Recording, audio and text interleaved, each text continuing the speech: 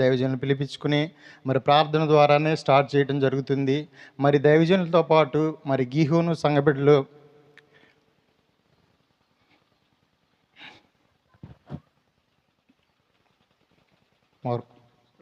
మా కొరకు ఎంతో భారంగా ప్రార్థించారు. వారందరిని బట్టి నేను దేవుని స్తుతిస్తున్నాను.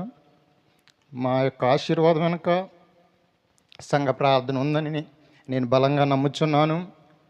మరి గీహోను పరిచర్య మాత్రమే కాదు, పీషోను సంఘబిడ్డలు, హిద్దికేలు సంఘబిడ్డలు కూడా ప్రార్థించారు. అదేవిధంగా ఇక్కడ కూడి ఉన్న అనేక మంది ప్రార్థించారు.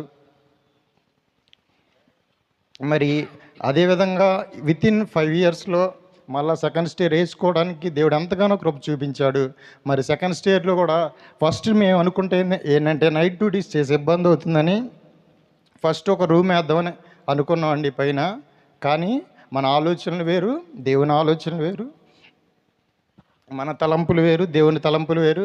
మరి ఆశ్చర్యకర రీతిలో మరి కింద కంటే ఇంకా మెరుగైన ఫెసిలిటీస్తో పైన గృహం వేయడానికి దేవుడు ఎంతగానో కృప చూపించాడు. ఆ గృహం స్టార్ట్ చేసే ముందు కూడా మేము 7 వారాలు ప్రార్థన పెట్టుకున్నామండి.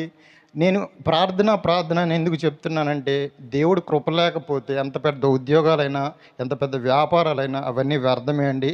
మనం ఈ లోకంలో ఆశీర్వదించబడాలంటే అది మన జ్ఞానం వల్ల కానీ, మన బలం వల్ల కానీ కాదు, కేవలం దేవుని కృప ద్వారానే సాధ్యము. నేను నమ్ముచున్నానండి. మరి ఎటువంటి పరిస్థితుల్లోకి మేము వెళ్ళినప్పటికీ ఆ పరిస్థితులన్నింటిలో దేవుడు మమ్మల్ని జ్ఞాపకం చేసుకుంటూనే వచ్చాడు. మరి నోవహు ఓడలో దేవుడు ఉన్నట్లు మరి ఎన్ని ఇబ్బందులైనా మా కుటుంబం అనే ఓడలో దేవుడుండి మమ్మల్ని అన్నిటినీ జయించడానికి దేవుడు కృప చూపించాడు. అదేవిధంగా మాకు ఒక ధైర్యం వచ్చేసిందండి.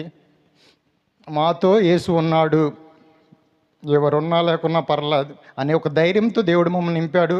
ఎటువంటి పరిస్థితినైనా ఎదుర్కొనే ధైర్యం మాకు దేవుడు అనుగ్రహించాడు. నేను చెప్తున్నానండి, hour strength is Jesus Christ. మా బలము యేసు క్రీస్తు. నేను చెప్తున్నాను, నా సాక్ష్యం ద్వారా మీకు కూడా చెప్పేది ఏంటంటే, మీరు కూడా దేవునిపై పూర్తిగా ఆధారపడండి. దేవుడు మనల్ని విడిచిపెట్టే దేవుడు కాదు. మరి మమ్మల్ని ప్రేమించి వచ్చినందుకు మీ అందరికీ వందనాలు. అదేవిధంగా మరి ఈ గృహం కొరకు అనేక మంది ప్రార్థించారు. వారందరిని బట్టి దేవుడికి వందనాలు, కృతజ్ఞతాస్తుతులు చెల్లిస్తున్నాను. అదేవిధంగా మా కుటుంబం కొరకు ప్రార్థించండి. మరి మా కుటుంబం అంతా రక్షణ పొందాలని, మరి దైవజనులు చెప్పినట్లు యెహోషువ వలె నిత్యము మేము దేవుని సేవించే కుటుంబంగా ఉండాలని, మరి మా భవిష్యత్ విషయం గురించి కూడా ప్రార్థించండి.